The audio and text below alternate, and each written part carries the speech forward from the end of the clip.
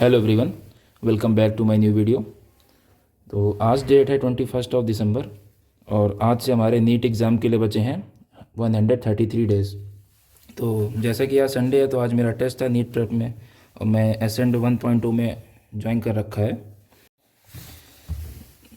तो आज जो मेरा टेस्ट हुआ है इसके बारे में देख लेते हैं कैसा पेपर आया था। तो फिज़िक्स में तो काफ़ी अच्छे क्वेश्चन आए थे और कुछ कुछ क्वेश्चन तो मतलब कुछ कुछ बहुत ईजी थे, देखने में हार्ड लग रहे थे लेकिन थे बहुत ईजी। जैसे कि एक ये क्वेश्चन आया था 11th वाला, तो इसमें ये पिरामिड में दे रखा था। अब इसमें मैंने काफ़ी कुछ निकाला तो लेकिन पता नहीं कैसे गलत हो गया। अभी इसका सोल्यूशन देखूंगा मंडे को, जब सॉल्यूशंस दिखेंगे तब उसमें चेक करूंगा।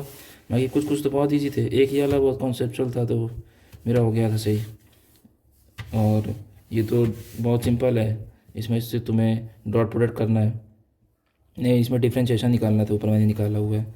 और ये तो बहुत इजी है, ये तो मैंने इसमें पेन ही नहीं चलाया, बिल्कुल ऐसे लिख टिक कर दिया। इसमें काफ़ी समय लगा लेकिन तब भी मेरा गलत हो गया। और ये वाला बहुत इजी है लेकिन मैं तब भी गलत करके आ गया इसको। और काफ़ी कुछ इजी है। एक क्वेश्चन ऐसा था कि मतलब काफ़ी कॉन्सेप्चुअल है, मतलब क्वेश्चन देख के अच्छा लगा, मतलब मज़ा आ गई। जैसे ये क्वेश्चन था तो इसमें पूछा गया था कि अगर आप कार से जा रहे हैं तो अगर बाहर बिजली कड़क रही है तो आप क्या करना चाहें, मतलब चार ऑप्शन में से आप क्या करेंगे। तो पहला तो गलत ही है, मतलब पोल पकड़ कर नहीं खड़े होना है तो झटका लग सकता है। दूसरा पेड़ के नीचे नहीं खड़े होना है तो उसमें भी दिक्कत है। और लेकिन थर्ड और फोर्थ में कन्फ्यूज़न था मुझे, तो एसफाल्ट का मतलब नहीं पता था मुझे। लेकिन एसफाल्ट मैंने सब पेपर देने के बाद सर्च किया तो एसफाल्ट में का मतलब है ये जो जो हमारी रोड बनती हैं उसमें एक मटेरियल यूज़ होता है, उसको बोलते हैं एसफाल्ट। तो वो लाइट कंडक्टिंग होता है, मतलब उससे लाइट कंडक्ट कर सकती है, तो उसमें भी नहीं जाना है हमें।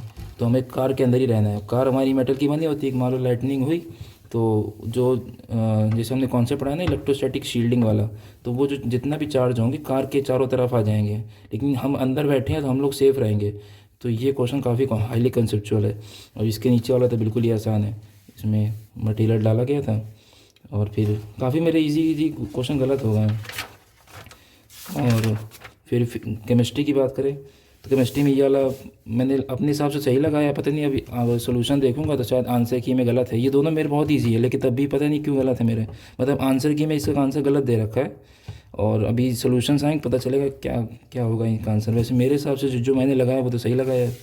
और अच्छा हाँ, ये तो मेरा गलत है, इसमें रिडक्शन ऑफ आयरन नहीं होगा, ऑक्सीडेशन ऑफ आयरन होता है रस्टिंग में। ठीक ठीक, ये तो मुझे मालूम चल गया, इसका मुझे अभी कंफर्म करना है ये मेरा क्यों गलत है। और ये तो याद करने वाला था, एनसीईआरटी में दे रखा हुआ है पीछे, इलेक्ट्रोकेमिस्ट्री की एनसीईआरटी जिसने पढ़ी होगी उसको याद होगा ये। और ये भी इजी था, कुछ कुछ क्वेश्चन थे जो तब थे। और बायो तो भाई साहब बहुत लंबी थी, जैसे ये डायग्रामेटिकल क्वेश्चन काफ़ी आए थे, सारे स्टेटमेंट बेस देख सकते हैं आप। ये भी डायग्राम एनसीईआरटी का ही है और सारे एग्जांपल सब एनसीईआरटी के लेंदी रहती है इनकी बायो तो।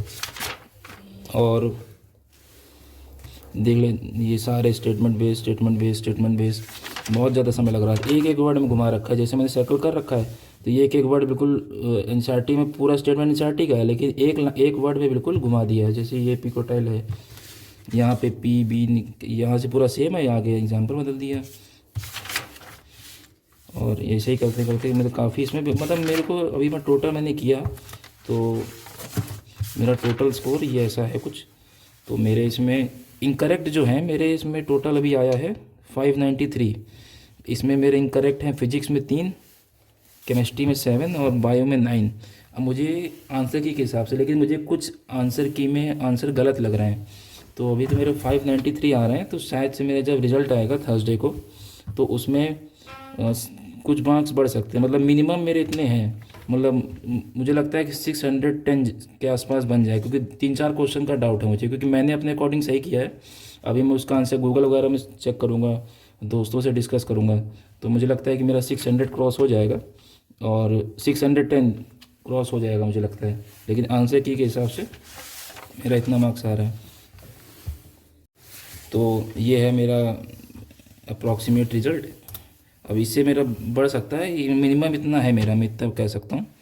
और और अब अगला टेस्ट है मेरा 4 जनवरी को। उसमें मेरा सिलेबस, उसका सिलेबस मैं दिखा देता हूँ आपको।